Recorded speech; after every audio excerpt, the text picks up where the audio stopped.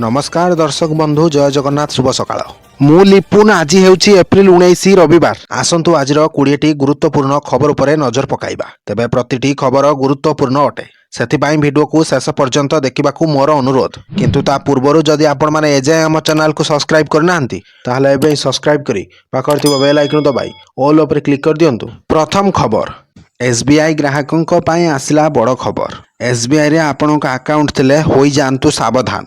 State bank of India रो ग्राहक मानक पाई गुरुत्वपूर्ण सतर्कता सरकार एसबीआई रे अकाउंट थिबा लोकंकु सतर्क कराई छंती समानकु सतर्क रहिबाकू मध्य परामर्श देई छंती। तबे सोशल मीडिया रे भारतीय स्टेट बैंक रो एक मेसेज घुरी बोलुची मेसेज रे कुहा जाइछि जे जदि आपण तुरंत आपनक आधार कार्ड अपडेट न करंती तेबे आपनकर एसबीआई अनो काम करिवो नाही एवं सेवा गुड़िक तुरंत स्थगित होइजिबा नै एहाकु नै अनेक ग्राहक मध्य चिंतित अछंती। तेबे यह साइबर अपराधी मानक द्वारा बैंक ग्राहक मानक भयभीत करने एवं सेमानक व्यक्तिगत सूचना चोरी करने पाई उचित एक षड्यंत्र तेणु एसबीआई केबे भी ता ग्राहक मानक फोन करिबो नाही। तेणु अधिकारी माने सतर्क कराई दैछंती जे एपरि नकली मेसेज द्वारा केही भयभीत हेबा उचित नुहे। तेणु डिजिटल बैंकिंग व्यवहार करुवा प्रत्येक व्यक्ति साइबर सतर्कता पालन करने अत्यंत गुरुत्वपूर्ण।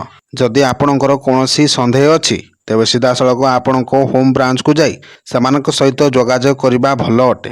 तेबे जदि आपण एपरि संदेहजनक मेसेज पाती तेबे बैंक परिचालना मानकु तुरंत रिपोर्ट करने को अनुरोध करुछु। परवर्ती खबर आरंभ है मुख्यमंत्री कन्या विवाह योजना। तेबे आम नारी शक्तिर सम्मान और सामाजिक सुरक्षा ही समृद्धि ओडिशार असल परिचय।